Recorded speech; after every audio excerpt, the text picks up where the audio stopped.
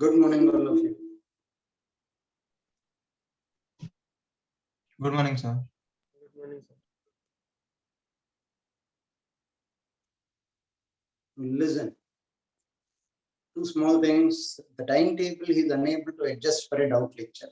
Separate doubt lecture. I had a detailed talk with him. He went through all the permutations and he says, "Sir, this week doubt lecture alag se nahi ho." So one another doubt lecture KVP sirs लगा हुआ है. Should we convert one of our regular lectures into a doubt lecture? If yes, then when? Last lecture of this week. When is the last lecture of this week?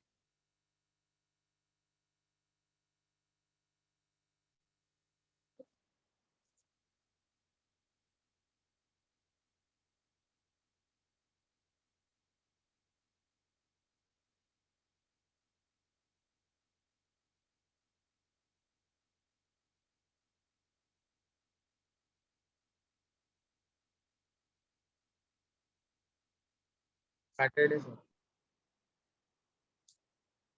तो KVP sir के doubt lecture में what will you people get covered? Saturdays you have HCV and booklet, right? Magnetism. Yes, sir. Magnetic field. Magnetic field. So last 10-15 questions are left in magnetic field HCV. Current electricity exercise 3 matrices are left. And HCV of that second chapter is completely left. Booklet is left and Cengage is left. So then KVP sir से जो हो रहा है खत्म करवा दो. बाकी हम will convert one regular lecture into doubt lecture and see where we stand. So you only take no, please. Timetable set नहीं हो रहा है यार. मैंने बात किया है because you people are ahead but बाकी लोगों का अभी magnetism चल रहा है. So he is giving more number of lectures there to finish the syllabus. At the fag end, we'll have little bit of a pressure to finish the syllabus. So I can understand his problem. So you see, magnetism के लिए आधा कर लो, बाकी जितना हो सके उतना मैं सैटरडे खींच लूंगा. उसके बाद कितना पेंडिंग है देख के हम we'll finish it off next week. Okay.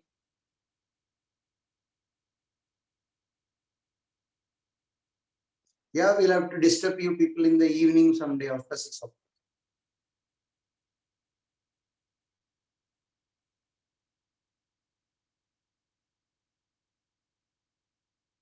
Tomorrow or day after 6 के बाद एक extra doubt lecture लगाना पड़ेगा, which will again be a strain for you people as well.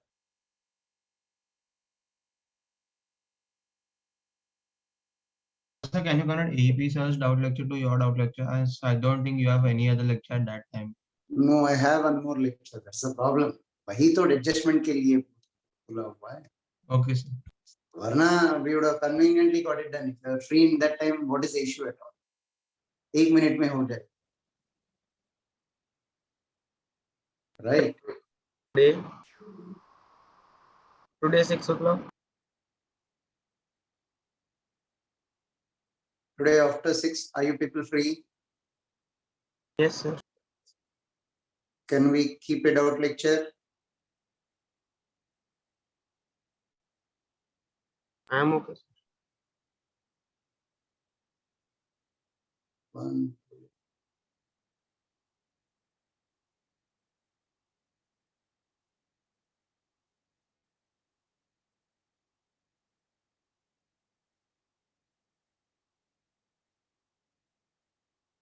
Okay. By the end of the class, we'll decide the timing for today's evening doubt lecture. Some more students are yet joining. They are joining late. So let them also join. They're joining, I've seen previous batch, even last time after first 15-20 minutes, the class is in full strength. They're joining late. We'll take the call at the end of the class. Okay. Now, EMI, what was the last thing we covered in the previous class? Sir, we did that problem. Okay, problem. So we did the problem where we replaced the bar magnet with the solenoid and talked about how the work done by magnetic field would or would not be there. Okay. Something more important will walk in today. I wish people join early. If they are late, they'll be missing something very important. Now listen, there are two problems which are not being given as a problem. There is something important which will come out from here. Right? The problem is given as the origin of the next concept. Have a look at this.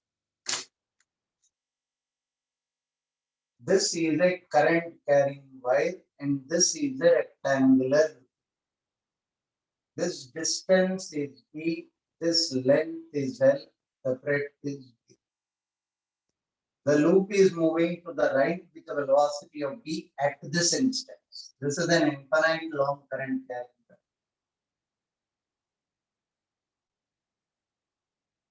Find the EMF in the loop. Find EMF induced in the loop. That is the question. Now students will first ask, motional EMF or Faraday's EMF? Both should give you the same answer. Both should give you the same answer. Yes sir. Yes, sir. Right? So find both, it should give you the same answer.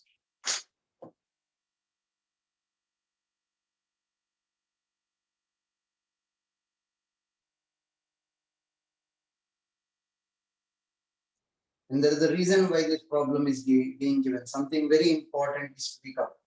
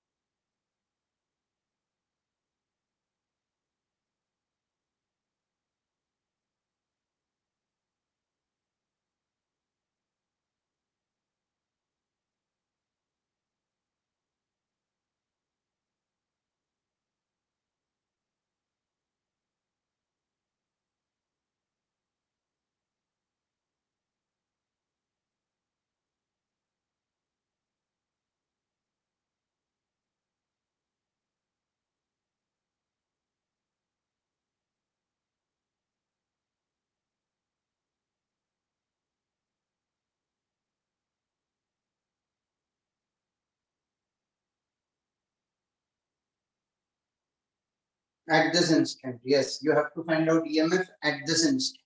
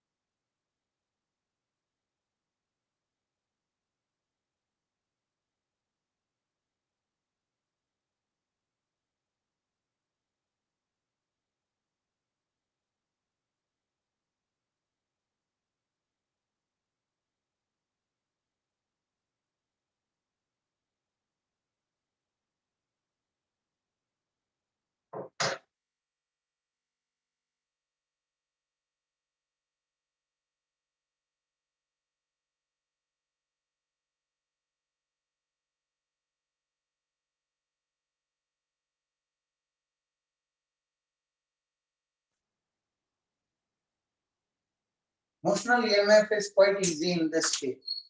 If I take PQRS, in QR there will be no motional EMF. Do you agree with that? Yes, sir. PQ, I will have a motional EMF like this. VBI. Inside the battery, current goes from negative to positive. VBI, Fleming's right hand rule. VBI. Right? Inside the battery, current goes from negative to positive. This will be BLV, motional EMF. B is how much? Mu naught I by 2 pi D plus L. BLV.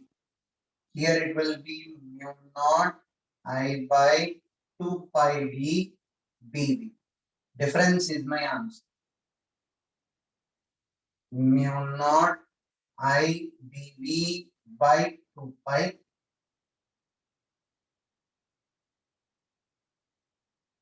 1 by D minus 1 by D plus L. Motional EMF in this particular case is the easiest.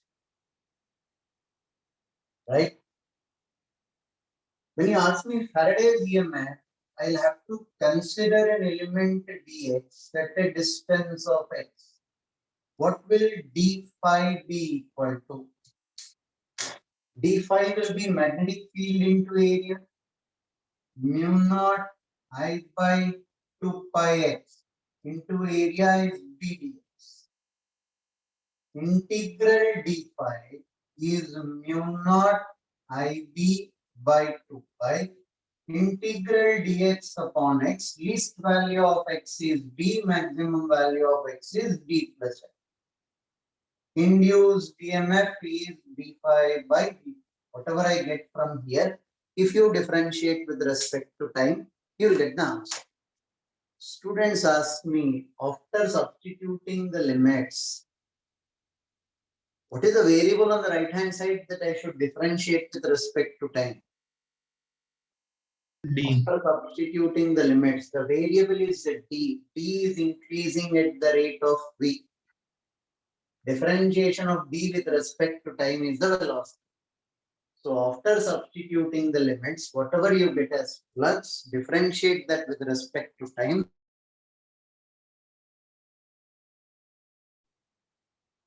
And verify.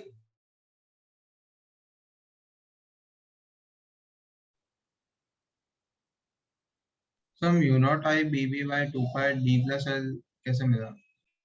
This is magnetic field at this particular point because of this. The distance is d plus L. Mu naught I by 2 pi x. X is d plus L. What? On this, the magnetic field.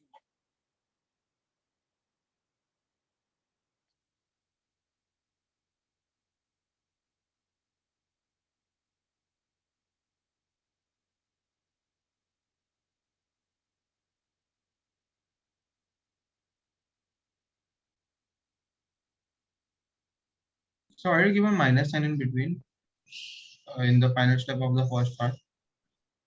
Both the batteries are in opposite direction. It will be even minus E. Okay. The two batteries in the circuit are in opposite direction, even minus E.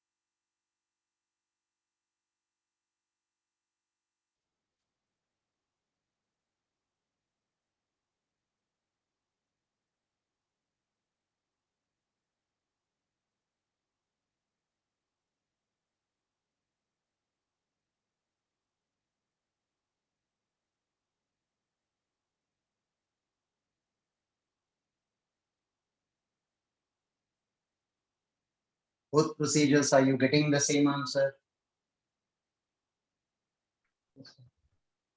One minus sign is coming extra in the second procedure. Minus d5 by dt. Right, sir.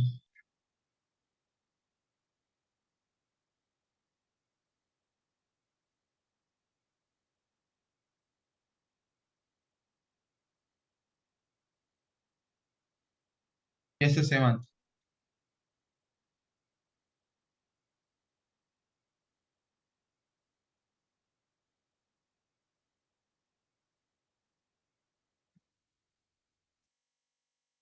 Can I rub the board? Yes.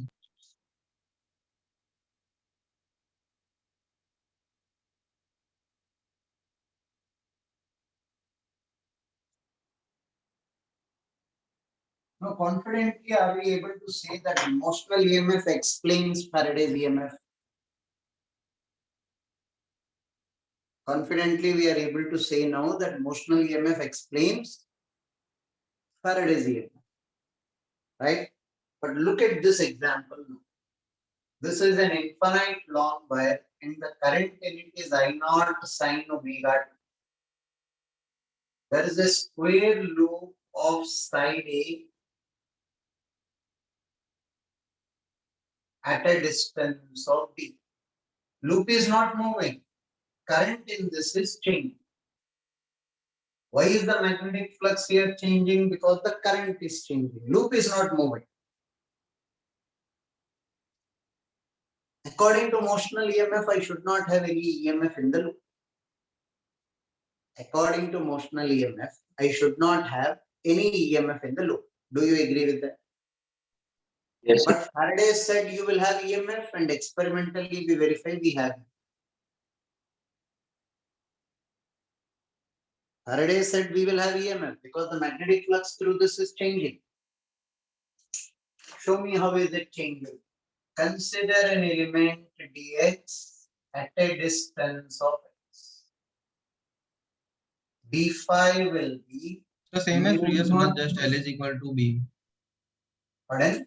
Same as the previous one, right? Just L is equal to B. Previous one, the loop is moving. Right? It had velocity. No, you mean expression for d5. Yeah, I know.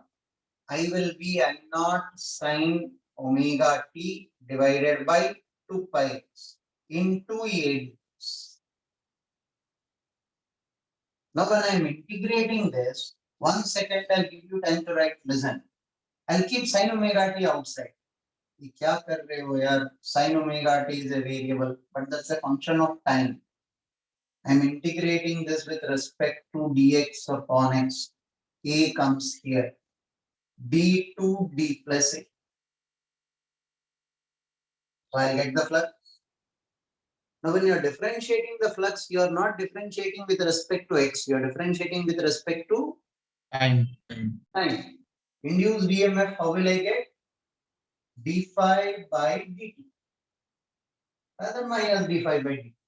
So I am able to see the answer. This ln d plus a by d will not be disturbed. Sin omega t will become cos omega t into omega. So my answer will be mu naught I naught a omega cos of omega t by 2 pi ln of d plus a upon d. This will be the induced EMF in that particular loop. This is what Faraday said you will observe and you are observing. But from the science that I know, I should not have any. Why? यार पूरा 2 chapters से 3 chapters से emphasize कर रहे हो. Magnetic field will exert a force on the charged particle only if the particle has movement. Net movement of the no random motion there may be, but net transfer of charge in this particular loop is 0 because it doesn't have velocity. Previous case loop was moving. So magnetic field exerted a force on it. Here loop is at rest. So magnetic field, from the science that I know, magnetic field should not exert any force on that particular loop. From the science that I know, magnetic field should not exert any force on that particular loop. there is an EMF. Faraday observed the EMF and he summarized it, and we can also observe that Faraday didn't explain why it will happen. Faraday was not a scientist. He didn't explain why things happen this way. He observed this and he summarized this. That means now it is a responsibility on our shoulders to explain why this is happening. There is some part of physics which we are not yet aware of. Take it down till here, I'll explain.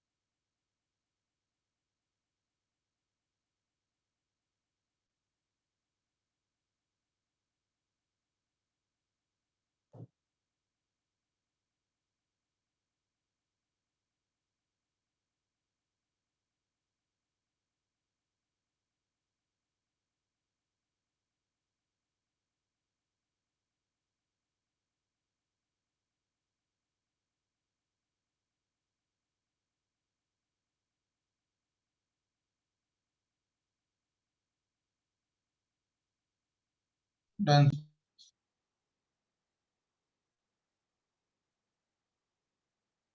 Now, the question that we are facing is, when will EMF come into a picture when there is polarization of charge? Polarization of charge here, according to the science that we know, is not possible because magnetic field can exert a force on a charged particle only when it is moving. Net flow of charge in this is zero. So magnetic field cannot exert a force. Then how is polarization happening and how is EMF getting established? That is the question. I repeat the question, listen carefully. When a thin rod was moving in a magnetic field, there was polarization of positive and negative here that generated what we called as EMF. And that polarization happened because the rod was moving. Here rod is not moving. If rod is not moving, there should be no polarization, no EMF. When rod is not moving and it is at rest, will there be polarization of charge due to magnetic field? There will not be, because the first thing we learned is Q into V cross B. If there is no velocity for the charged particle, there is no force. There is random motion, no yaar. Random motion, net force will get cancelled. In random motion, what is the net transfer of charge? Zero. One particle is going this way, one particle is going this way. Another particle is going this way, another particle is going this way. Net force on the charged particles due to the magnetic field is zero. So there will be no polarization of charge according to the science that we know. Is the problem clear to all of you? Yes, sir. So our concept of motional EMF is unable to explain the complete observation observed by Faraday. So then they thought, let us go back to the basics. We are missing on something important. Are we very sure that magnetic field exerts no force on a charged particle at rest? Because that is where whole of our controversy is. They said, take a solenoid with magnetic field inverts. This is a solenoid with magnetic field inverts. Right? You have a solenoid with winding like this. Winding is like this. So magnetic field is inverts. You kept a charged particle inside the magnetic field, inside the solenoid. Q at rest, force on it was zero. The charged particle remained at rest. So our first assumption or presumption that force on a charged particle at rest due to magnetic field is zero stands valid. So there we are not wrong. Then what they did is varied magnetic field in the solenoid. How will you vary magnetic field inside a solenoid? Mu naught Ni. You change the current in the solenoid, magnetic field inside the solenoid will change.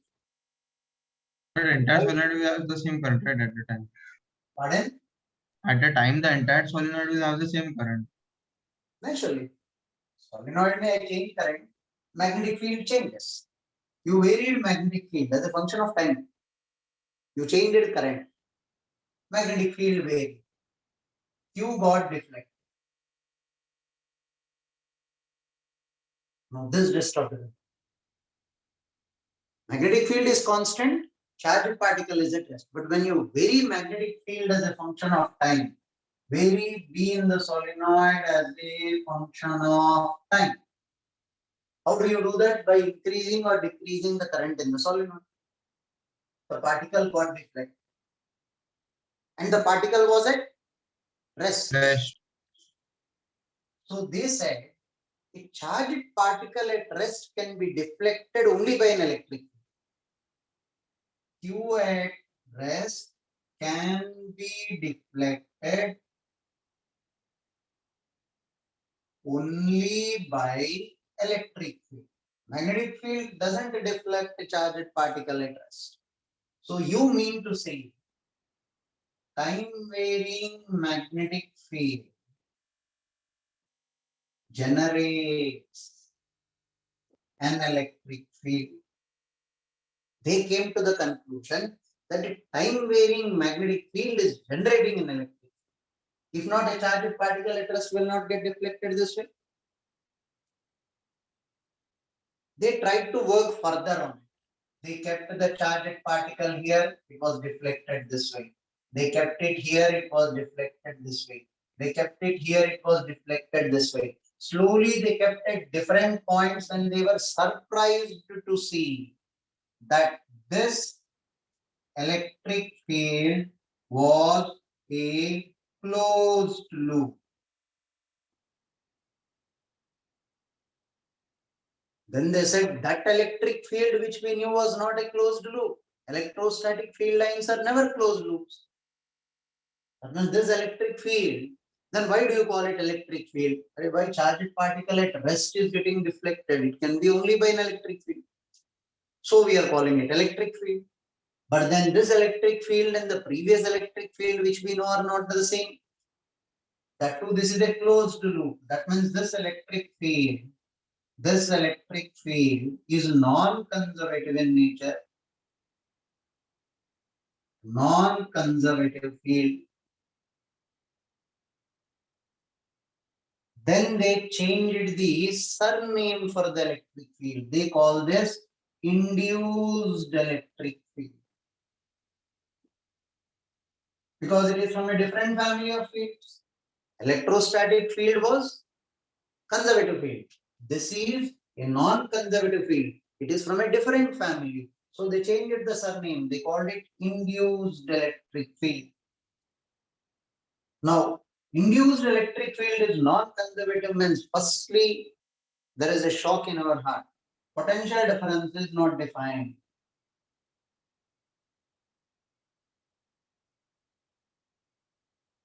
But you are finding current established, keep a ring inside, you will get current. Current is not because of potential difference. Ohm's law is valid. Ohm's law is valid. क्या बोल रहे हो यार? Ohm's law is V equal to IR. I Potential defined है, difference R is not defined है, तो V valid. defined होगा ना. Right? Ohm's law is not V equal to IR. Ohm's law is J equal to sigma E. You mean to say you are having an electric field without potential difference? Yes. And Ohm's law is not V equal to IR, it is J equal to sigma E. This gives birth to altogether a new electric field called induced electric field. Induced electric field. Its properties will be very strange. Let us examine the properties. First, take it down till here.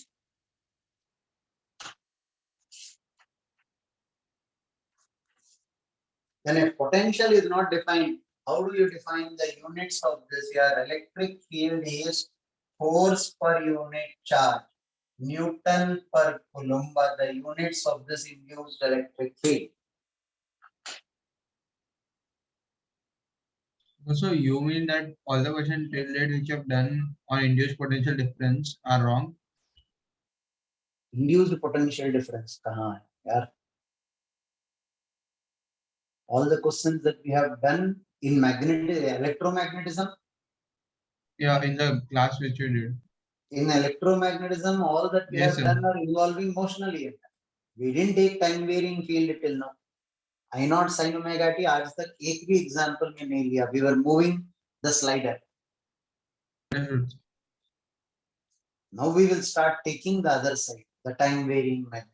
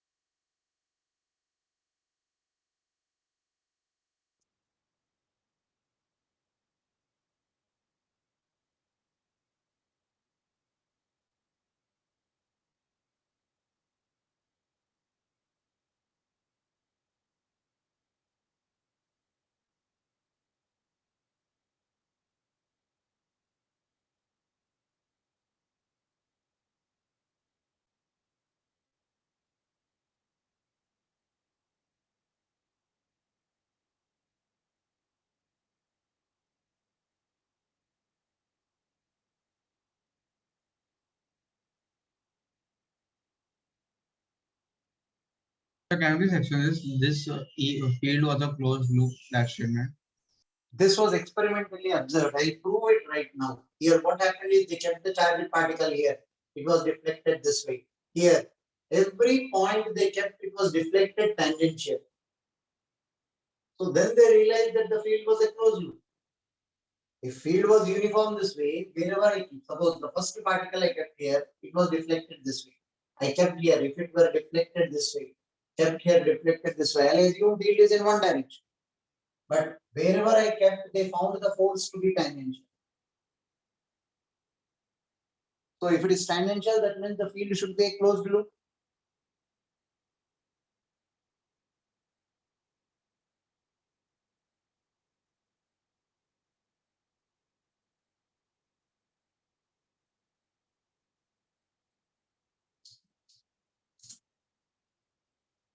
So what was the reason for you saying that the potential difference is not defined?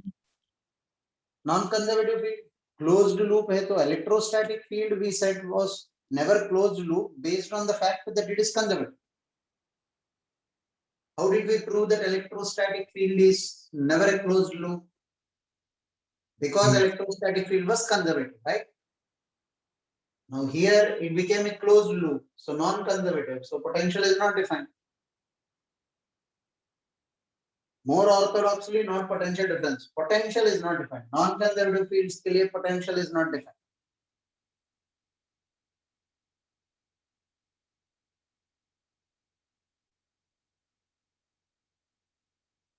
Tell me when I can rub the board.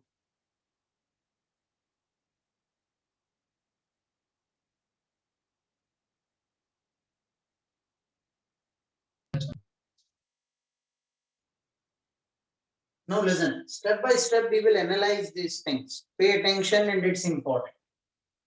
Somebody joined the class now. 62, 63, two students joined now. The most important heart and soul of this chapter has already been introduced. We'll be analyzing this further. Now that you joined, I don't know what you will understand. Is this the time you join the class? 7:30 the class, 8:10 you join here. Have been observing when we started, we were 38.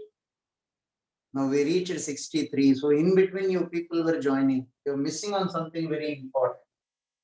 That to this analysis is the most important part.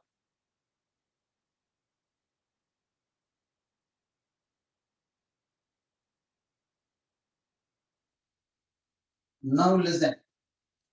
Experimentally, you saw that it is a closed loop, induced electric field. Theoretically, can you prove it? Theoretically, can you prove it? Only book which gives this explanation this way is Faraday Crate. This is a solenoid. This explanation is picked up as it is from Faraday Crate. For your reference sometime later, because there are contradictions. People say Gauss law is not valid for induced electric field. They're wrong. Faraday Crane introduced Gauss law. First of all, this is solenoid. Magnetic field is this way. Now look at this. You assume a Gaussian cylindrical surface like this. How did you assume a Gaussian cylindrical surface? Coaxial to the solenoid. Gaussian cylindrical surface coaxial to the solenoid. Right? Gaussian cylindrical surface coaxial to the solenoid. You assumed a Gaussian cylindrical surface. Gaussian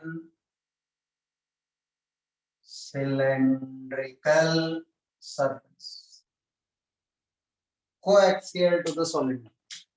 What happens here? Closed integral E dot ds. What is the charge enclosed inside the Gaussian surface? 0. Now I have three options. Electric field is 0. I rule out this option. Why? Just now I placed a charge at rest and observed that it was deflected. Second option, ds is 0. I rule out this option. I have assumed a cylindrical surface whose area is not 0. Third option, E is perpendicular to ds. E is perpendicular to ds. Have a look at it. This is ds, field is tangential. This is ds, field is tangential. EDS, this is ds, field is tangential. You understood how he proved that induced electric field lines are closed loops? E is perpendicular to ds. That means if you take a solenoid, induced electric field lines will be circular and perpendicular to the magnetic field. Can you experimentally cross-verify this for us? Take a solenoid. I'll do it again, don't worry. Take it down till you. I need hold.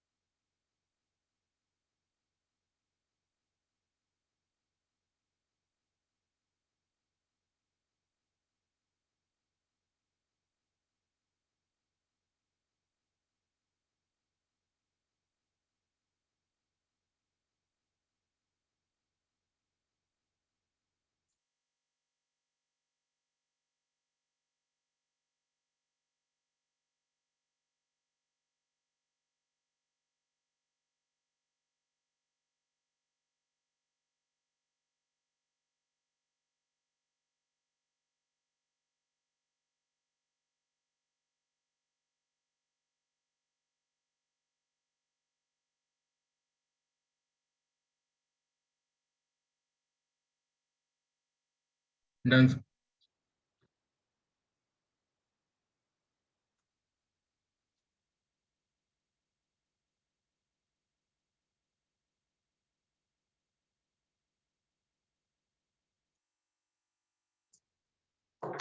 Now listen, they take a solenoid like this.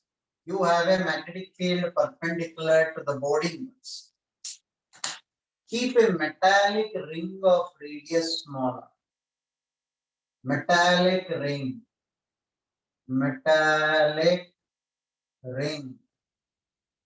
of resistance R naught and radius smaller. Magnetic field is varied as dP by dt Tesla per second. Inside the solenoid, how do you want me to vary the magnetic field? Keep varying the current. Magnetic field will be varying. The magnetic field is varying. What according to your calculation will be the current in this ring, and experimentally will it be verified? Induced current will be induced current. I'll put it in one step. Induced current in the loop will be induced EMF by R naught. Induced EMF is d phi by dt divided by R naught. 1 by R naught d phi by dt, d by dt of B into area. B dot A. Here theta is not changing, so no point of carrying theta. R naught, area remains the same, pi r square. What is the area of the loop? Pi r square into dB by dt. This is pi small r square dB by dt divided by R naught will be the induced current in this particular loop as suggested by Faraday, and we have that amount of current in that particular loop. You place an ammeter, you will be getting this value of the current.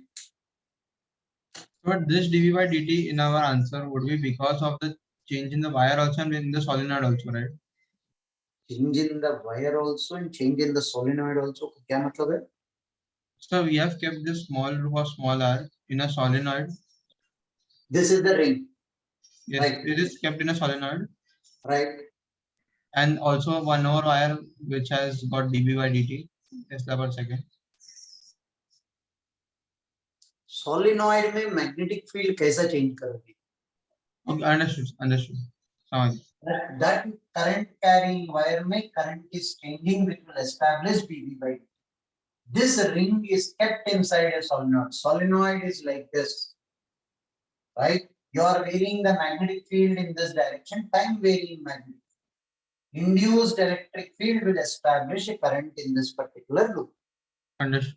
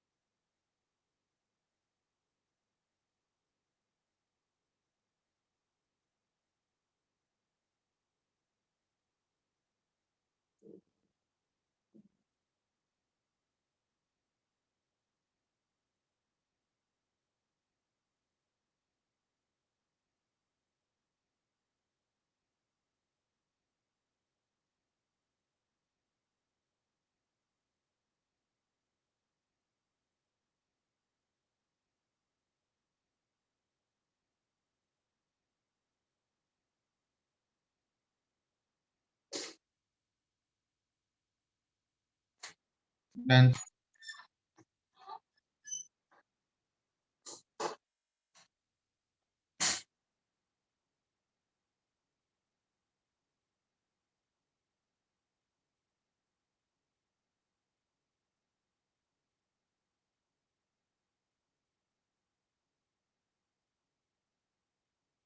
What if you keep a ring outside the solenoid? I'll draw the three-dimensional diagram for you people so that this is a cross, this is a dot. This is the solenoid and you kept a ring this way. Solenoid का radius is smaller, ring का radius. Solenoid का radius is capital R, ring का radius is smaller.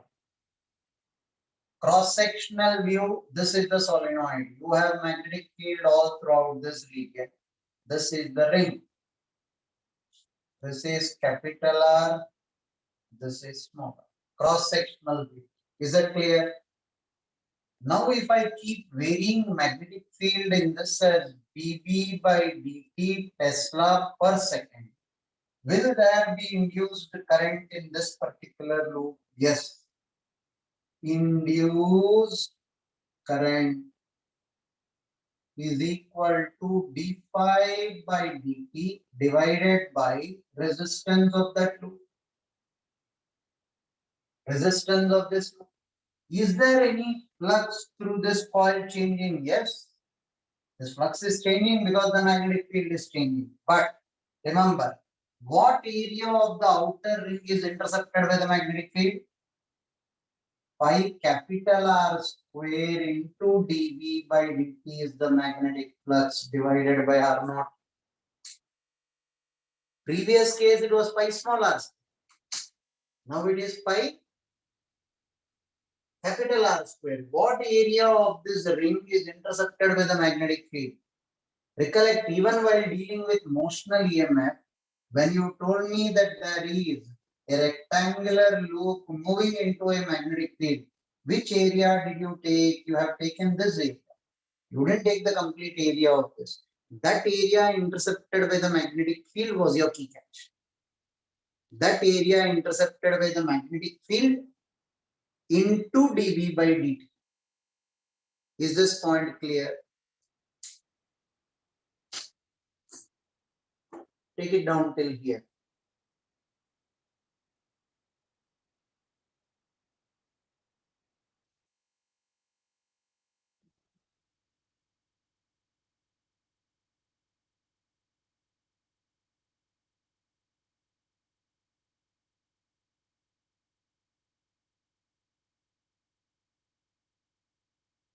Next half an hour to 45 minutes will be something very important. Please pay attention, concentrate and focus. Right?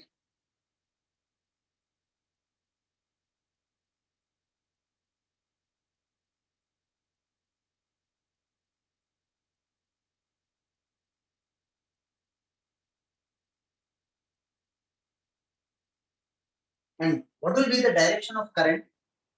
You are taking mod of d phi by dt all throughout. Direction of current. If magnetic field is increasing, Lenz's law will be obeyed. If magnetic field is increasing, the magnetic flux linking this coil is increasing. How do I oppose the increase? By producing magnetic field opposite to the direction of this. So induced current will be in anti-clockwise.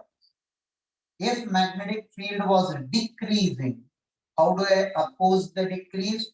By producing magnetic field in the clockwise direction, by producing magnetic field in the same direction. That means induced current should be in clockwise. It obeys Lenz's law. If magnetic field is increasing, induced current here will produce a magnetic field in opposite direction.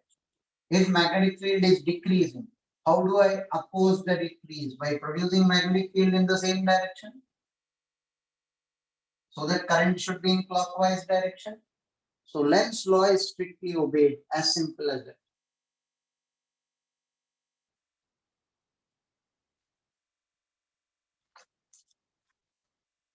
You mean to say you're getting current in this particular loop and even in the previous loop because there is an electric field. No potential difference, electric field. And which electric field? Induced electric field. Can you tell me the value of the induced electric field? The root cause for this current is induced electric field. And you tell me Ohm's law is valid. Yes, we will tell you the value of the induced electric field. For a solenoid, inside the solenoid. This is a solenoid. Magnetic field is this way, right? The induced magnetic field is varying as dB by dC Tesla per second. I want the induced electric field here. At a distance of r, I am interested to know the induced electric field, which is actually establishing current in that metal ring. Closed integral E dot dl is equal to minus d phi by dt. Closed integral E dot dl. EMF you are defining as E dot dl. Yes. मगर वो तो potential difference के लिए define किया ना यार, नहीं. Potential difference के लिए closed integral E dot dl will always be 0. If I would have taken an electrostatic field, closed integral E dot dl will always be 0. Here I am not taking 0. It is induced EMF, which will be equal to d phi by dt. Right? Now, E 2 pi r cos 0 is equal to pi r square into dB by dt. E is equal to r by 2 dB by dt. This is the value of induced electric field inside a solenoid at a distance of small r from the center. This induced electric field is the root cause for current. Can I do the same thing for outside? This is inside a solenoid. Inside a solenoid. Outside a solenoid. Outside a solenoid. These values you'll have to remember. Your solenoid is like this. Outside the solenoid. This is capital R, this is small r. E is equal to closed integral E dot dl, which will be minus of d phi by dt. E into along this will be 2 pi r cos 0 d phi by dt. What area of this ring is intercepted? By capital R into dB by dt. Pi and pi will go. E is r square by 2r into dB by dt. This is the induced electric field outside the solenoid. Induced electric field inside the solenoid. This electric field is the root cause for current. J equal to sigma E. It is this electric field.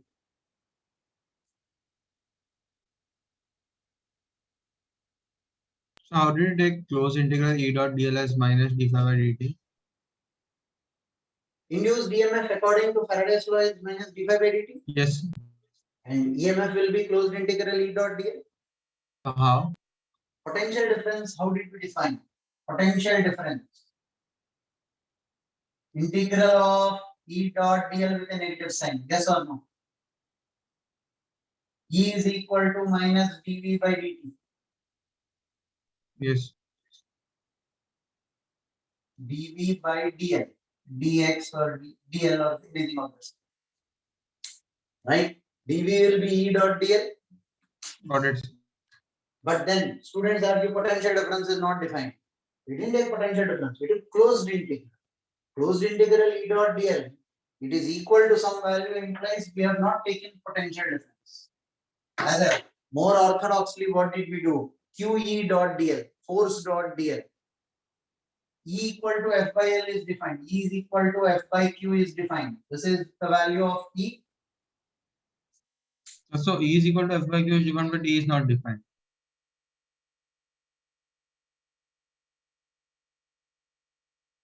E is equal to F by Q is defined, but field and potential difference is not defined.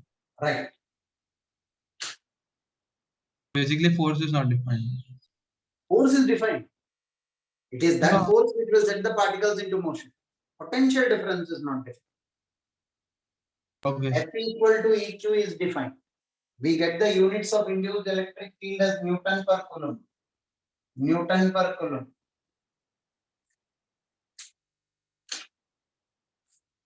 Sir, in our calculations here, how are we assuming that the induced electric field would be constant? Since the magnetic field is constantly changing and the induced electric field is a consequence of that, there should be some change in that too, right? Induced electric field. You mean to say this value as to why we got it out of the integral? Yes, sir. We assumed it constant, right? We took Gauss law, right? Yes, sir. Now integral E dot ds will become 0 only when it is tangential. Yes, sir. So I got the direction there. Yes, sir. Magnitude was experimentally observed at every particular point. At the same distance of our magnitude turned out to be the same. Experiment. Okay, sir. Got it.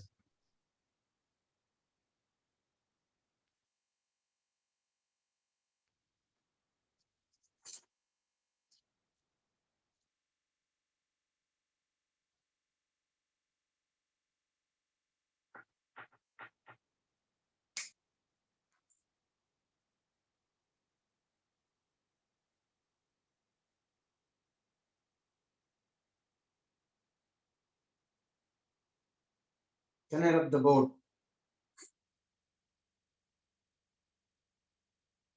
Yes, sir.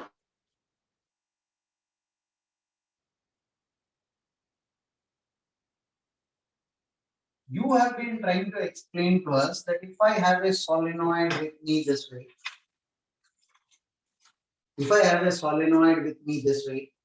I have a current carrying coil on the solenoid this way, current carrying coil. Magnetic field is vertically upwards. Magnetic field is vertically upwards. If that magnetic field is varying, how will you vary that? By varying the current in the coil of the solenoid. Yes. If I vary the magnetic field all throughout in this space around, I will have induced electric field. This is what you are trying to test. Yes or no? Yes. This is a solenoid. Magnetic field is perpendicularly this way because the current carrying coil is like this. Come with the direction of magnetic field. Magnetic field is increasing. Induced electric field will be clockwise. Magnetic field is decreasing. Induced electric field will be anti-clockwise. Whether you have a ring or not, induced electric field is formed in the free space. Do you agree with that? If you have a ring, you will have current in it, which will measure, yes, I have an induced electric field. In this room, I have got electromagnetic fields. When my cell phone rings, I can recognize that there is an electromagnetic field. If the cell phone doesn't ring, I cannot touch and feel electromagnetic fields. They will be present. Right? Now, this is the famous Feynman's paradox. Listen carefully.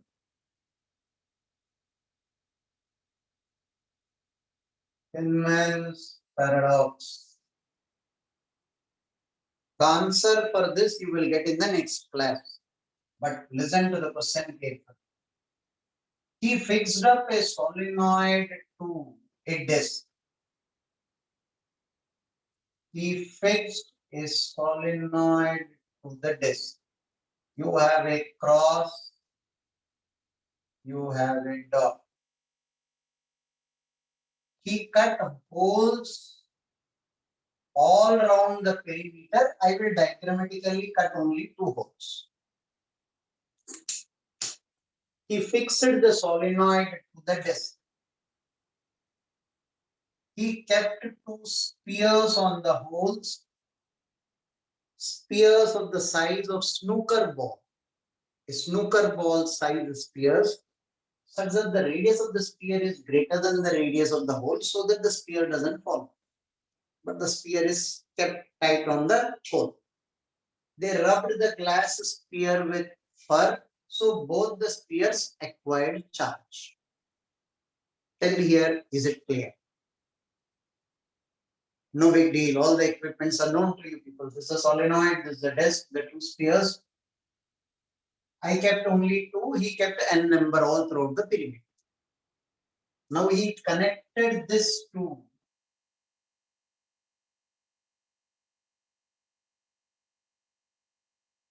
dot will be outward. outwards. The current carrying wire. This wire was a fuse wire. Fuse wire आप लोगों ने अगर कभी देखा तो it will be very thin. Little bit of an extra heat you give, it will get disconnected.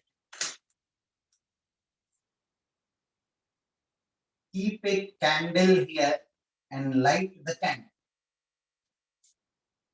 I'm making small change in the Feynman's paradox so that you people don't have any confusion. I'm making it more clear. Light a candle here, a birthday candle laga ke light it. Leave the experiment. Feynman leaves the experiment. All of them are standing and watching the experiment.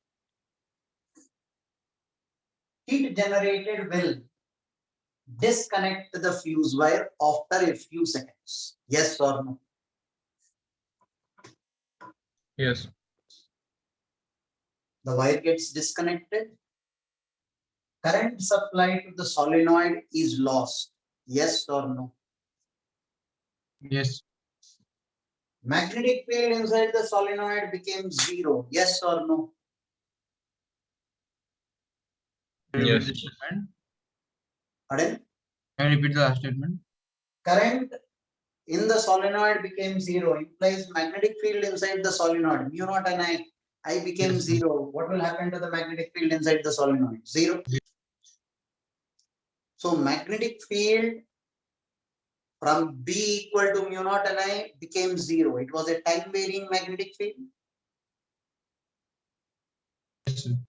B to zero हुआ तो magnetic field varied as a function of time. Yes or no? Yes, sir. Yes, sir. So this will induce an electric field both inside as well as outside. Yes, sir. Because of the electric field, there will be force on the charged particles. Yes, sir. So the disk will start rotating.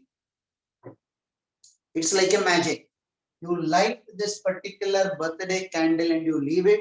All of them are standing and watching. The disk will start rotating. The moment this gets disconnected, disk will start rotating. So what is the paradox in it?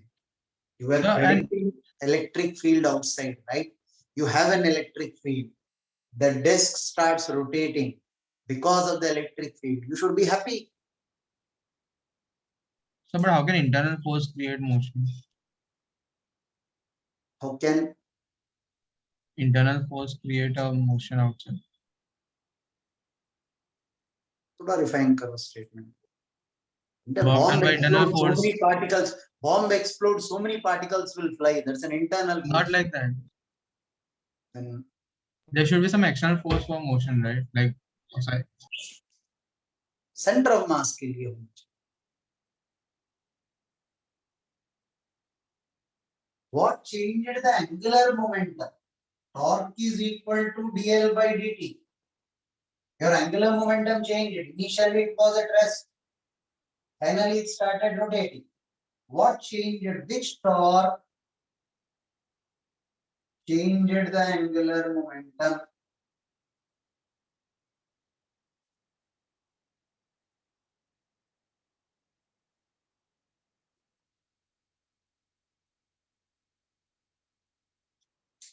Understood the question?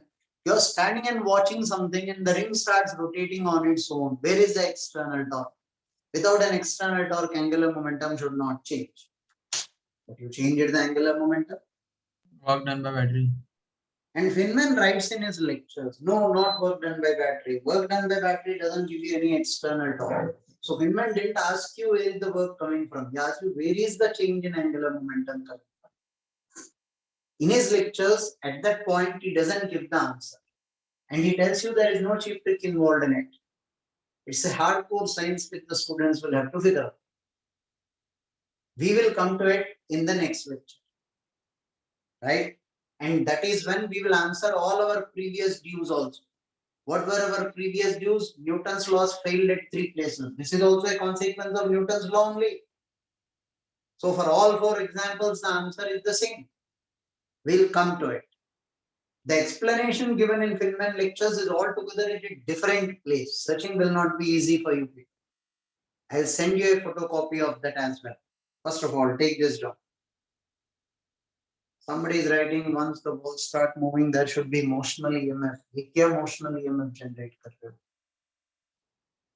The wire to the solenoid, it will be at the two ends, right? Not to opposite sides. Wire to the solenoid. So two wires which you have connected, it will be on two opposite ends, right? One up and one down, not on opposite sides, right? Right. Connect that to the lowers. Connect that point to the lowers. True.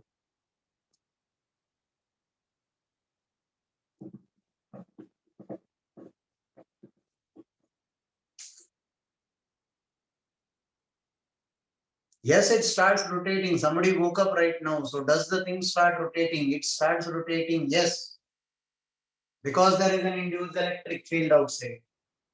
And it is observed that it starts rotating. But then we have to answer where is the external torque coming from.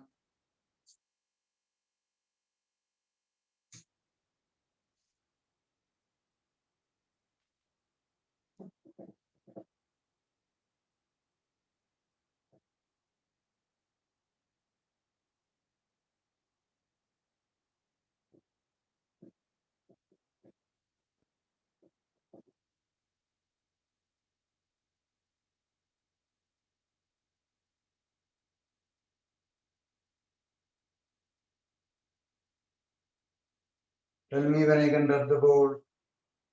Answer. No, this question in NCRT they gave it in a very subtle way. Same situation. This concept is used in some generators.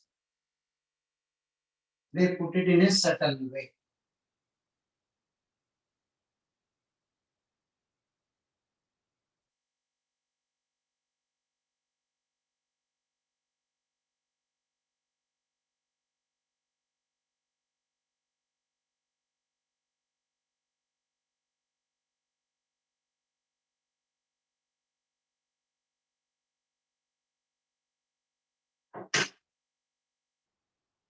Now listen. This is a solenoid perpendicular to the body inwards. They kept a non-conducting ring with positive charge uniformly distributed all throughout the ring. This is small r, this is, I will take the radius of the solenoid, capital R always. M is the mass of the ring. Fixed along the axis. Both of them are fixed along the axis. Magnetic field is varying as dB by dt Tesla per second is beta Tesla per second. So obviously there will be induced electric field. Obviously there will be induced electric field outside, right? As you find omega of the ring as a function of time. There is an induced electric field outside the solenoid. Do you all agree with that? Yes, sir. Now, anti-clockwise or clockwise will depend on whether this magnetic field is increasing or decreasing. However, I'm okay. Only thing direction will change. So, induced electric field agar aisa hai, how much is the value of induced electric field outside? R square by 2r into dB by dt. Capital R is the radius of the solenoid. Always remember that. It is our understanding. In the exam, please keep your eyes open. What did he give us the radius? And so on. Right? Capital R is the radius of the solenoid. Small r is the radius of the ring. So induced electric field is this. How much torque will it produce on the ring? E dq into small r is the torque. R square by 2r into beta into dq into small r is the torque. So far, so good. Yes or no? Yes. Now, small r will get cancelled. R square beta by 2 integral dq will be torque. R square beta q by 2. This will be I into alpha. What does I stand for? Moment of inertia. Of the ring. of the external ring, mr square into alpha, r square beta q by 2. Alpha will be r square beta q by 2 mr square. This is angular acceleration. Omega is omega naught plus alpha t. Omega naught is 0. R square beta q by 2 mr square into t is the angular velocity of the ring as a function of time. Indirectly, their NCERT people have used Feynman's paradox only. Ring is rotating. There the disk was rotating. They didn't get into the controversy of why the ring is rotating. They just wanted angular velocity. Right? They just wanted angular velocity. They want you to calculate this. And we are happy calculating. Additional supplement problems, last but one problem of NCERT. What he did is, he asked for the angular velocity of the ring. Field ka value I already derived. dq. Integrate that, net total q. dB by dt is beta, which is constant. Remaining is just a straight hit for you people. 1 second, listen to it. In fact, NCERT made marginal change. I made marginal change in NCERT's question. NCERT said, if I switch off the magnetic field, switch off means what will you do? How will my answer change? See, beta is technically what? dP by dt. Yes. And here I will keep dt. dt will get cancelled out. Instead of beta into t, I will have dB. What is dB? Change in magnetic. Initially mu naught ni, finally 0. Difference. So NCERT asked, if I switch off the magnetic field, what is the angular velocity? Then angular velocity will not be a function of time. It will have just an angular velocity given. How? Beta will be dB by dt. This will be dt. dt will go, dB will be change in magnetic field. Yes.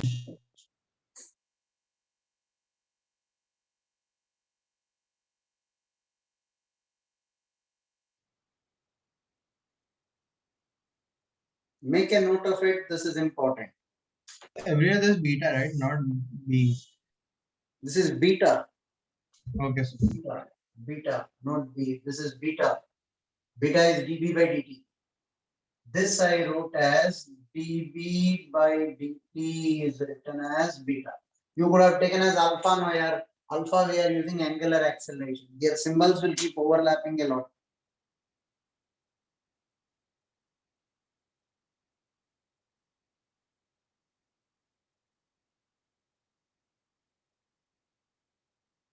Now that we have whole of the class, one point to discuss. Before half the class joined, we were discussing about a doubt lecture. We have quite a few many number of doubts to be taken. HCV is the magnetic field ka last 10-15 questions. HCV is magnetic field due to current carrying wire. Assignment sheet given and booklet of magnetism. And that's engage ka problems given.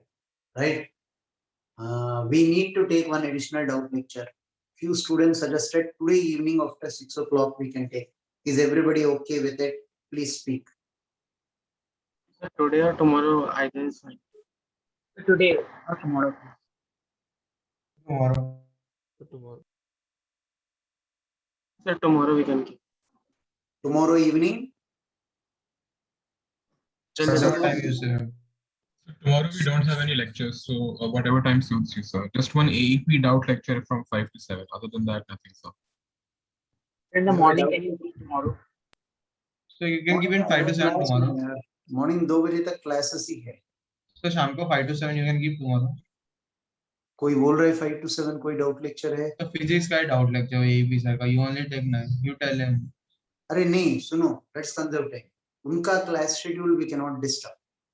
Don't, because some part he will cover. Tomorrow I have a doubt lecture from 4 to 6. 6 o'clock I can take. But if he is taking from what time to 5 what to time? 7. 5 to 7. So then no point at 2 consecutive doubt lectures. 2 consecutive physics doubt lectures. What sense does that make? Hey, I will suggest this way. 1 minute suno. Tomorrow let him take. See what he is able to complete.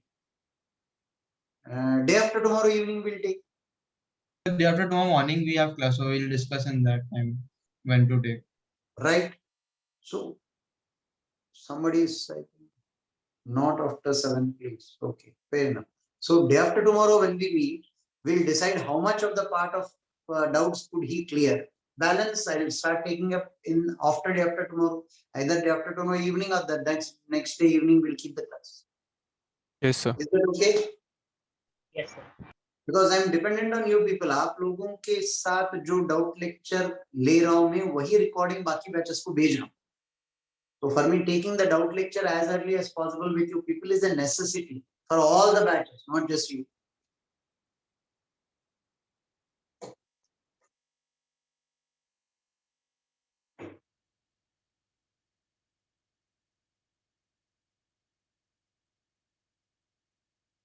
Somebody typed regarding the paradox, the induced EMF will continue to exist even if the setup was not there.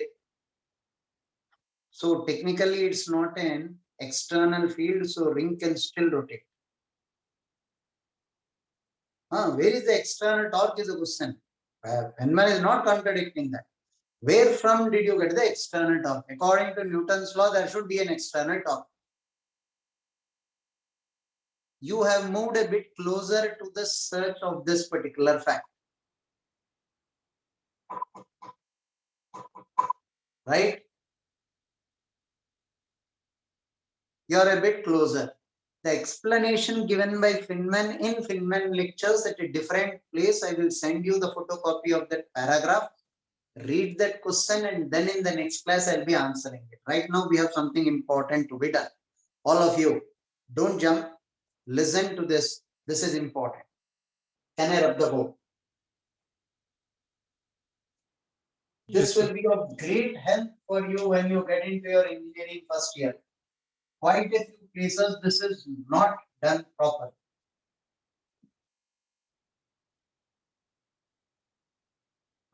IIT Bombay does it very well.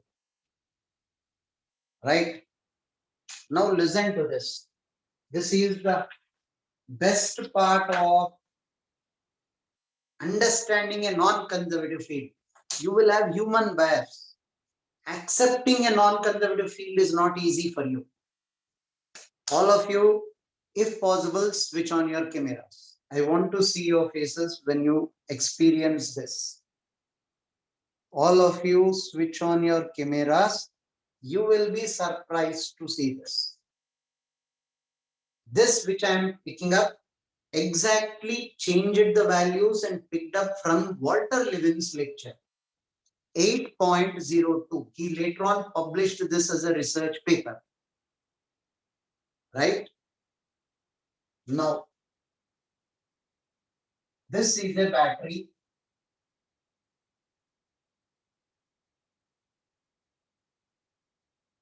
I am taking 10 volts, 2 ohms, 3 ohms.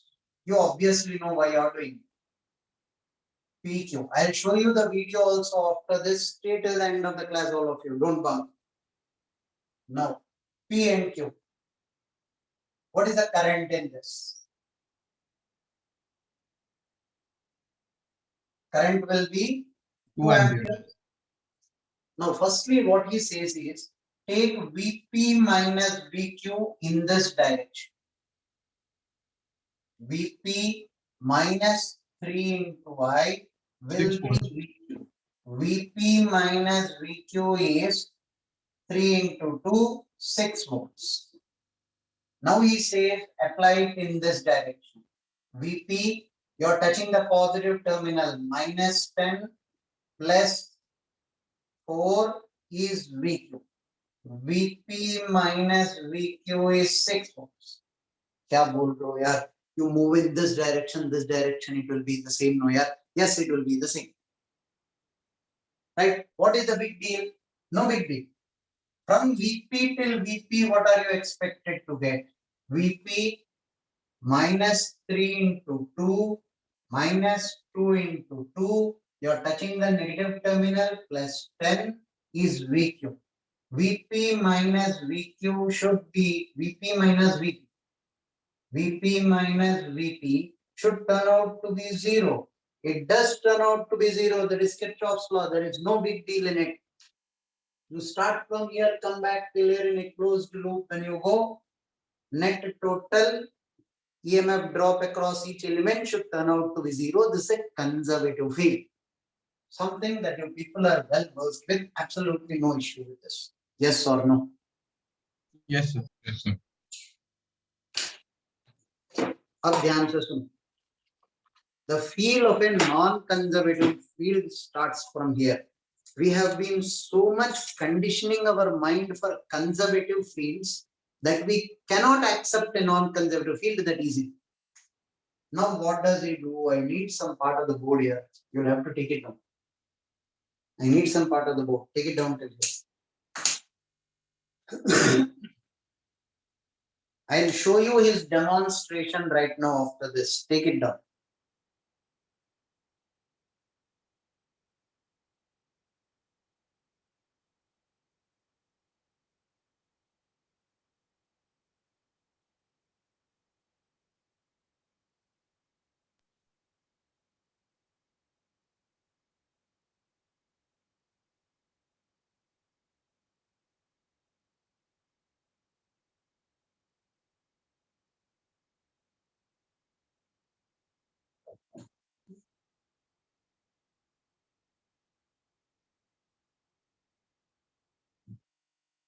So VP minus VP is like finding potential difference of the same point. So it will be Right. 0. Nice. Kirchhoff's second law, algebraic sum of potential drops across all the components in a closed loop should be 0. 0. So it is 0. None of them switched on the cameras. They are only Chinmay and Parth's camera is on. Pranjali switched on for some time and then she switched off again. Switch on. I want to see your faces when something very interesting is taught. It's for my sake, not for your sake.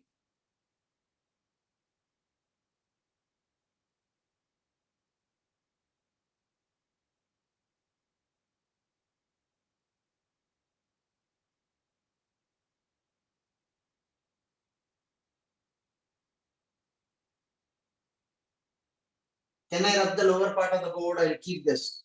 I need this. Yes, sir. Now all of you concentrate on this experimental demonstration of this by water level. I'll show you that video. Now what he did is he removed the battery and he placed a solenoid here such that the magnetic field is varying as closed integral E dot dl is equal to d phi by dt. This is A into dP by dt. This he adjusted as 10 volts. Area of the solenoid, in the rate at which magnetic field is changing, he adjusted it as 10 volts.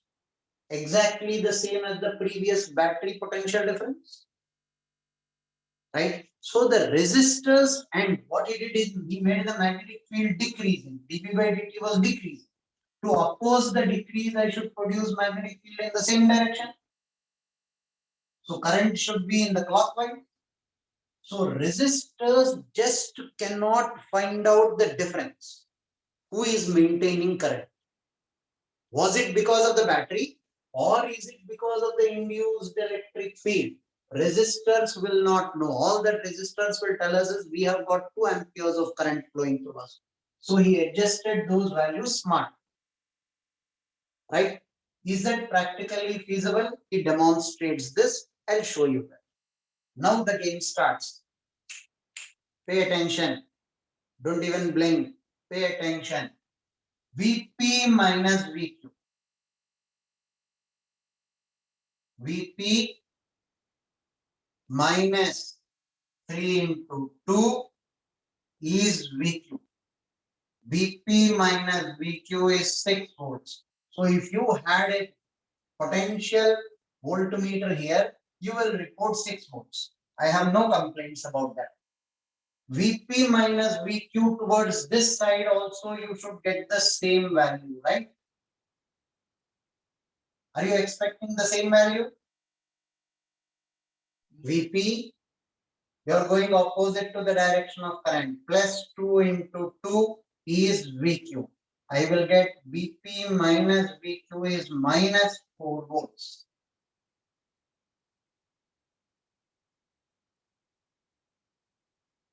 All the more, if I start from here and come back to here, or start from here and come back to here, that's what you did.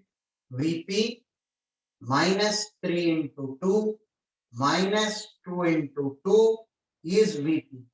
VP minus VP, I am getting 10 volts and I am not getting 0 here. Because we have not taken the element which is causing a potential difference, right? And using Kirchhoff's law. So are you ready to accept the fact that closed integral? In fact, I'm not supposed to be surprised seeing this. I should be happy. What did you start your game with? Closed integral E dot dl is 10 volts. You started from there. Now that I get back closed integral E dot dl as 10 volts, why do you complain? You should be happy. That's a non-conservative field. If it were a conservative field, you start from a point, come back to the point, it becomes 0. Non-conservative field mate will not be 0. To add it to that, have a look at this. If this is a solenoid, you connect a voltmeter across these two terminals. Uppermost and lowermost. Right? The voltmeter you keep on the right side, you will get 4 volts. You keep it on left side, you will get 6 volts. कभी सोचा था आपने current electricity में where I keep the voltmeter makes a difference? Current electricity हमें दिमाग में इतना बैठ गया कि across these 2 points, whether I connect the voltmeter to the right or left, I should be getting the same value. But here I'm getting different value. Why am I getting a different value? It's a non-conservative field. So are you happy that you are getting a different value? You are right. You are happy. But then something that we will go one more step ahead. Once I realized this, I realized Kirchhoff's law cannot be applied. Do you agree with that? Yes. Once I realized this, I realized Kirchhoff's law cannot be applied. But you applied Kirchhoff's law and you found out Vp minus Vq. You applied Kirchhoff's law and you found out Vp minus Vq. You applied Kirchhoff's law and you found out Vp minus Vp. Not fair. You realize you cannot apply Kirchhoff's law. Then what law are you going to apply? Faraday's law. That is universal.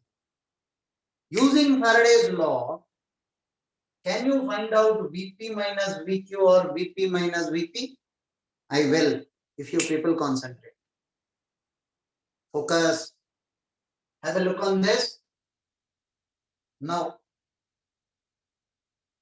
if you take a solenoid here like this, closed integral E dot dl along this loop, along this loop, along this loop will be the same. Closed integral E dot dl along any of the above loops,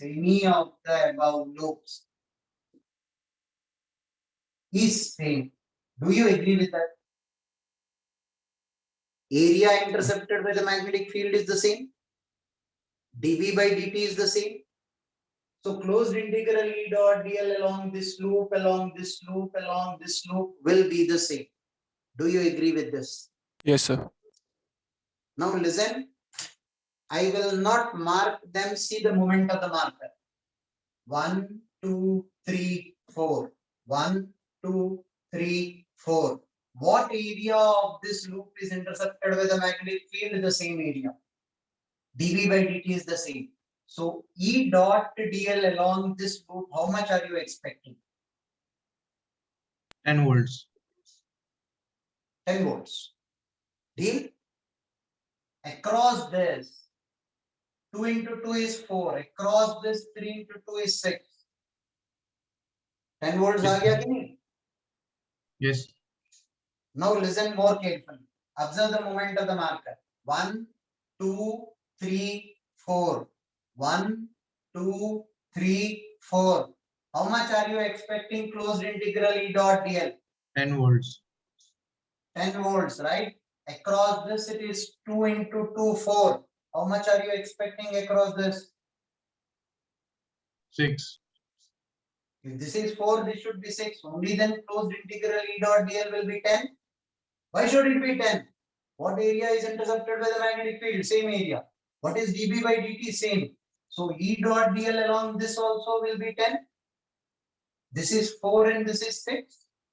Yes. Now see the moment of the marker here. 1, 2, 3, 4. 10. It should be 10.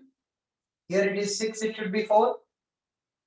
Why did you get minus 4? You went in anti-clockwise direction. You went from P to Q. I am going from Q to P. So it will be 4 volts. Yes. Something more beautiful. See the moment of the marker. 1, 2, 3, 0. 4. It should be 0. Right? This will be minus 6. This will be plus 6. Yes, sir. And what makes you feel it will be minus 6 here?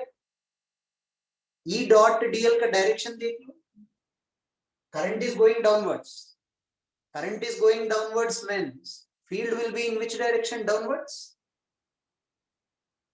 dl is upwards. E dot dl are in opposite direction. I didn't apply Kirchhoff's law. I applied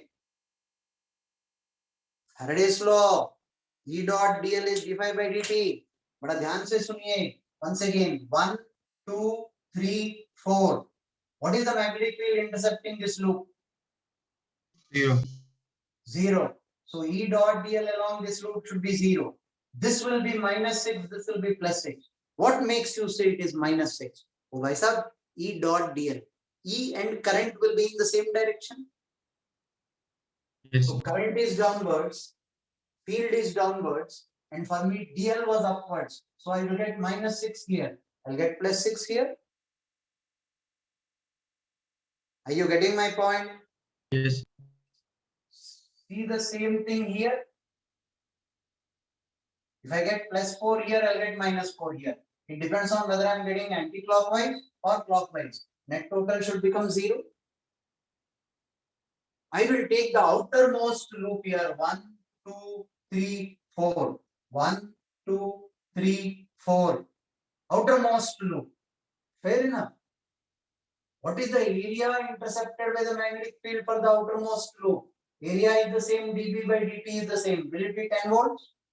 Yes, sir. So if this is 6, this should be 4. Yes, sir. What did we apply? Faraday's law. Faraday's law. Not Kirchhoff's law. Kirchhoff's law is not valid.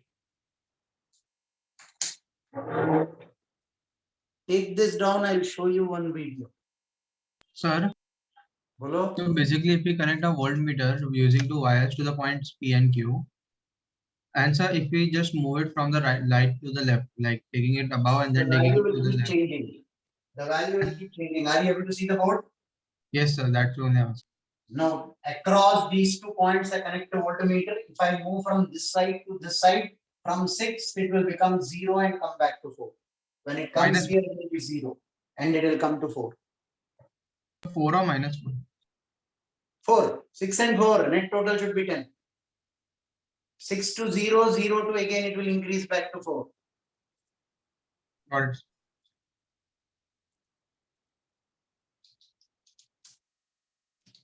Center will always be 0 volts, right? Naturally, because flux there will become 0.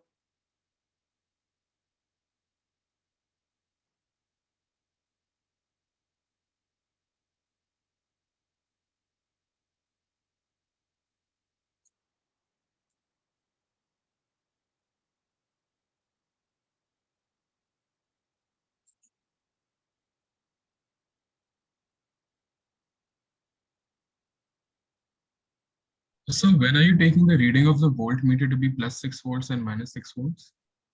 Direction of E and dl. So the voltmeter, I said. Direction of E and dl. If E and dl are in the same direction, it depends on whether you are going in the clockwise or anti-clockwise. You are moving in the direction of current. E and dl are in the same direction. Opposite to the direction of current, E and dl are in opposite direction. Then I'll have a negative sign.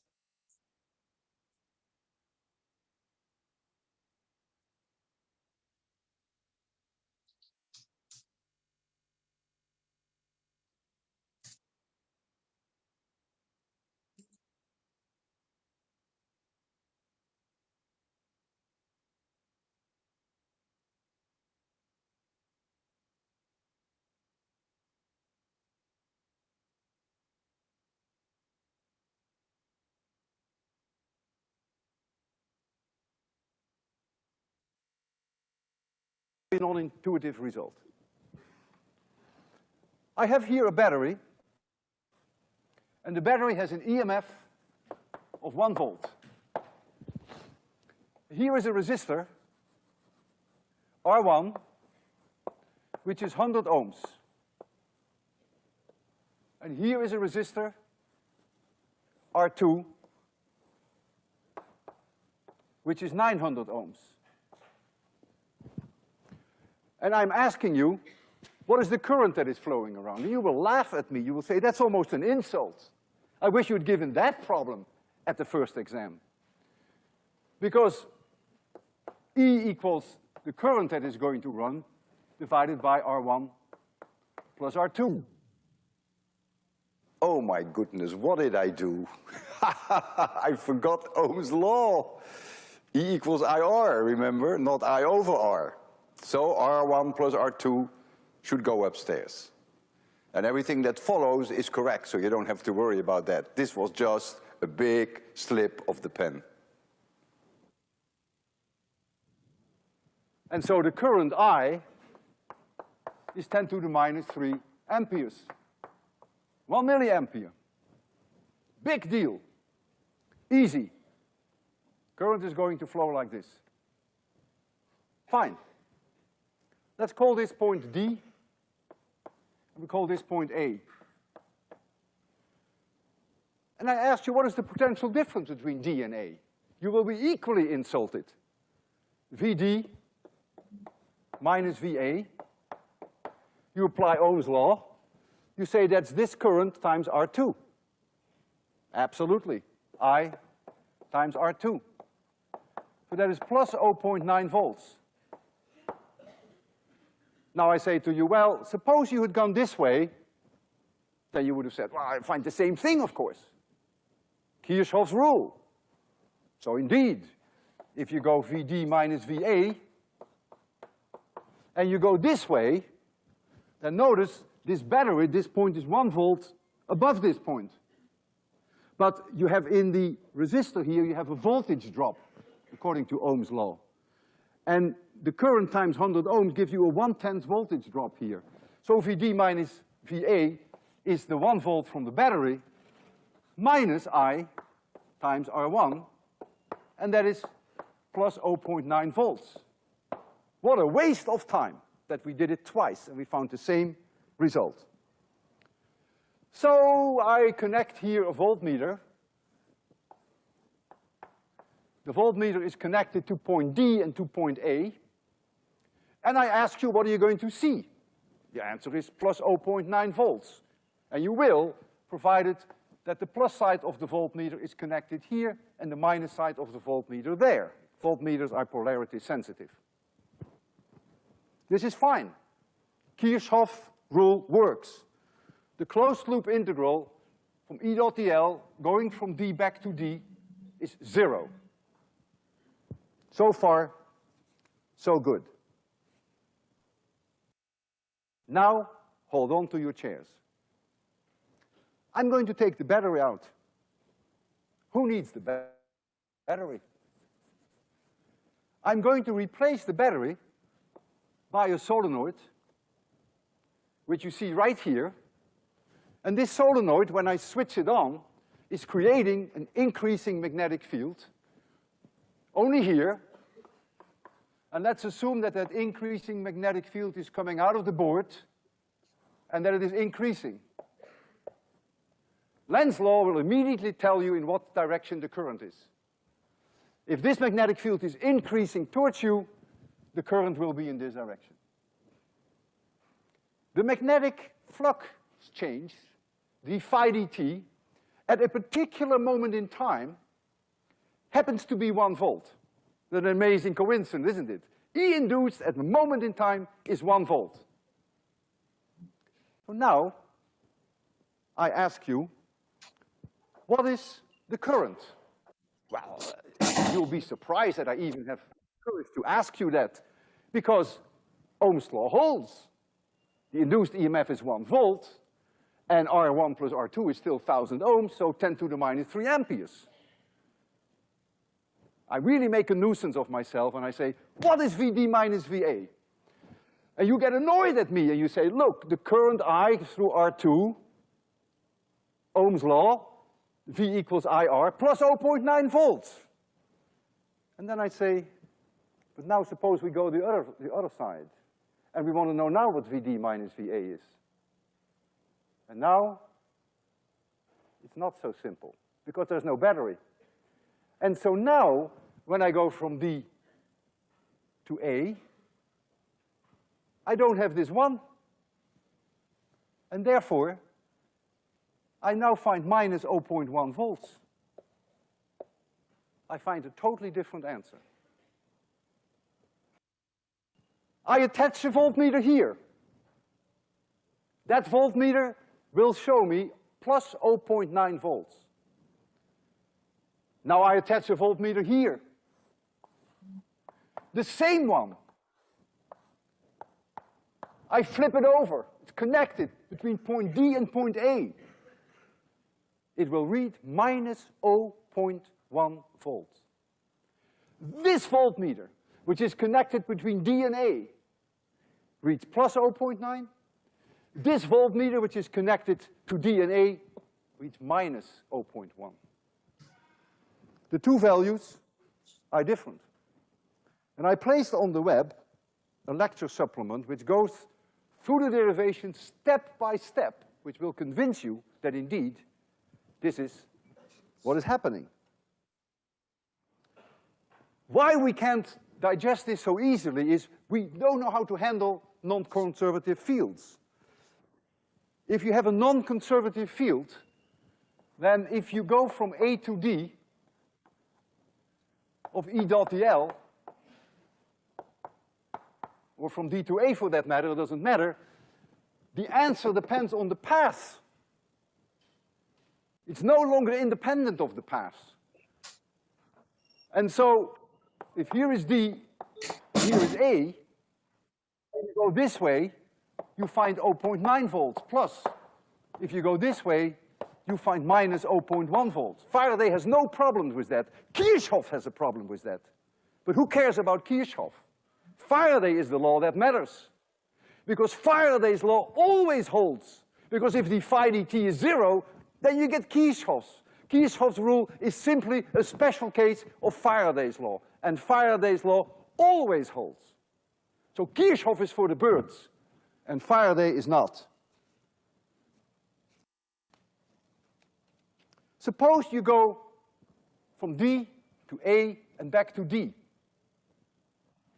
Well, we know that Vd minus Va, if we go through this, if we go this way through R2, we know that Vd minus Va is plus 0.9 volts.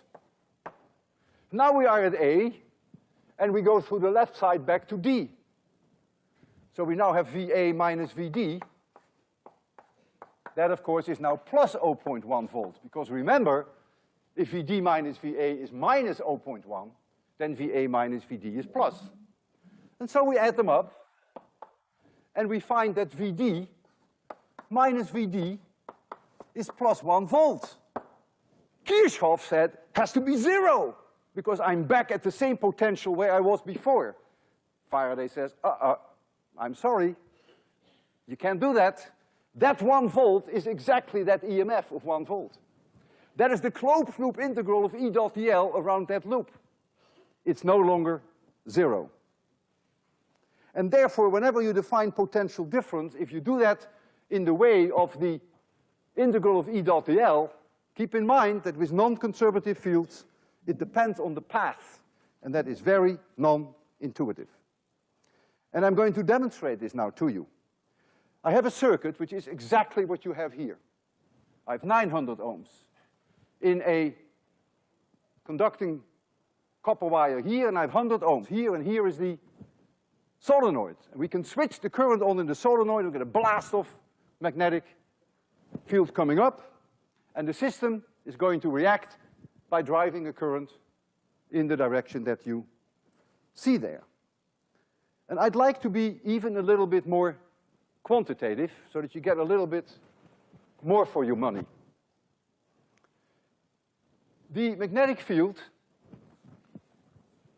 takes a little bit of time to reach the maximum value. In this course, we will be able to calculate the time that it takes for the magnetic field to build up. We didn't get to that yet, so forget that part. It's not so important. I just want you to appreciate the fact that the magnetic field, as a function of time, will come up like this and will then reach a maximum. It's no longer changing. It's constant. It's a maximum value. It's very high. It's 700-800 Gauss or so for this unit. We are not interested in the magnetic field. We're interested in the change of the magnetic field. So the change of the magnetic field, dB dt, is going to be something like this. So it's the derivative of this curve. And that is proportional with the induced EMF, and that's proportional with the current through Ohm's law. So if we now plot the voltage as a function of, let me do that here, the voltage as a function of time, then that voltmeter on the right side, I call that V2, will do this.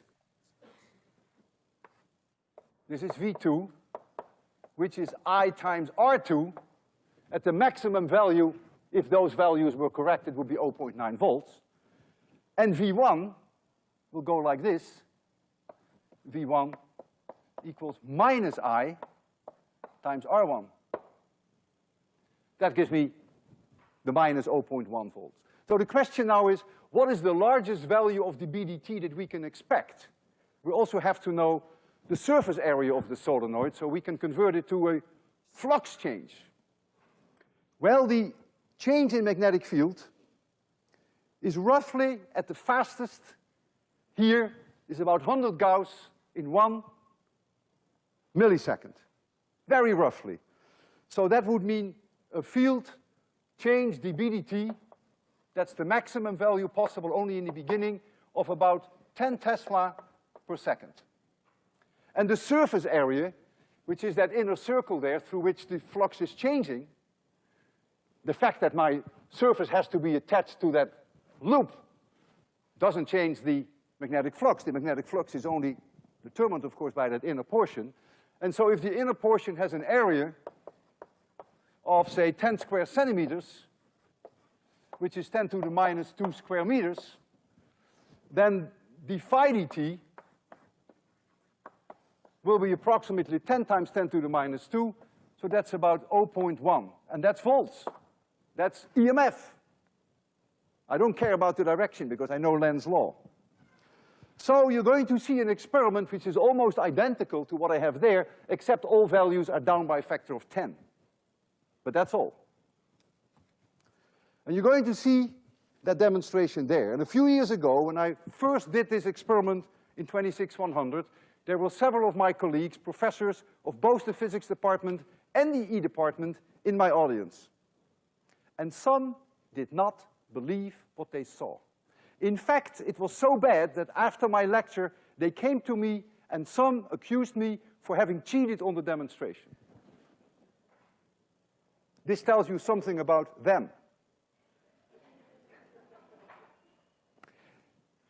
Imagine professors in physics and professors in electrical engineering department who did not believe what they were seeing. That tells you how non-intuitive this is. The simple fact that we had one voltmeter connected to point D and A and another voltmeter connected to the same point, they were unwilling to accept that the two voltmeters read a totally different value. They were not used to non-conservative fields. Their brains couldn't handle it. But that's the way it is. And I'm going to show this to you now. You're going to see it there. And when you see this demonstration, it will be probably the only time in your life that you will ever see this. And I want you to remember this. You're going to see something that is very strange, and I want you to tell your grandchildren about it, that you have actually seen it with your own eyes. You're going to see it there. On the left side, you're going to see V1, and on the right side, you're going to see V2. The vertical scale is such that very roughly, from here to here is about 0.1 volts. And a horizontal unit is about 5 milliseconds. And the whole voltage pulse lasts about 10 milliseconds, because from here to here is about 10 milliseconds. And the value that you expect for V2 will be 9 times higher than V1, and the polarities will be reversed. If you're ready for this big moment in your life, 3, 2, 1, 0. Look on the left, there's V1. Notice, it's negative. Look on the right, there's V2. It's about 9 times larger than V1. Don't pay any attention to this wiggle. That has to do with the voltage that we apply, which is not exactly flat. And notice that the whole pulse goes from here to here, lasts about 10 milliseconds. The moment that the magnetic field reaches a maximum and remains constant, there is no longer any induced current. Think about this, give this some thought. This is not easy, and have a good weekend.